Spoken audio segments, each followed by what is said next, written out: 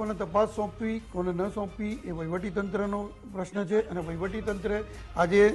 ન્યાયતંત્ર અને પોલીસ સાથે ચર્ચા કર્યા બાદ આવા નિર્ણયો લેતી હોય છે એટલે એ બાબતની અંદર કોઈ ટિપ્પણી આપણે કરવી નથી પરંતુ જેને તપાસ સોંપી છે એનાથી પીડિત પરિવારોનો સંતોષ છે આજે તક્ષશિલા કાંડ છે એના પરિવારોએ પણ જાહેર કર્યું કે અમારે કોઈ આની અંદર આવી યાત્રામાં જોડાવું નથી કોંગ્રેસની યાત્રામાં અને કોંગ્રેસ એ માત્ર રાજકીય રોટલો શેકવા માટે આ યાત્રા કરી છે આવા સ્ટેટમેન્ટ મેં આજે વિવિધ ચેનલોના માધ્યમથી પણ મેં જોયા છે અને આપે પણ વિકાસભાઈ જોયા છે કે આ રાજકોટના પીડિત પરિવારોએ પણ જણાવી કહ્યું કે અમારે નથી જોડાવું બીજી વાત એ છે કે જો પીડિત પરિવારને ન્યાય આપવાની વાત હોય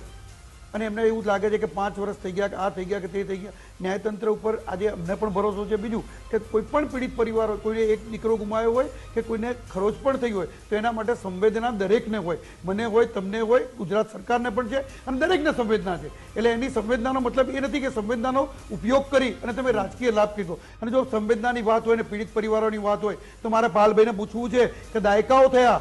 હજારો માણસો મરી ગયા હતા ભોપાલ દુર્ઘટનામાં એના પીડિત પરિવારોનો આજે પણ ન્યાય નથી મળ્યો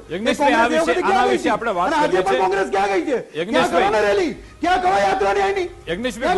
ગુજરાત વિશે વાત કરી છે કારણ કે તમારા સમયમાં થયેલો કાંડ છે તમારી ભૂલોથી થયેલો કાંડ છે એટલા માટે તમે નથી બોલતા યજ્ઞેશભાઈ મારો સવાલ છે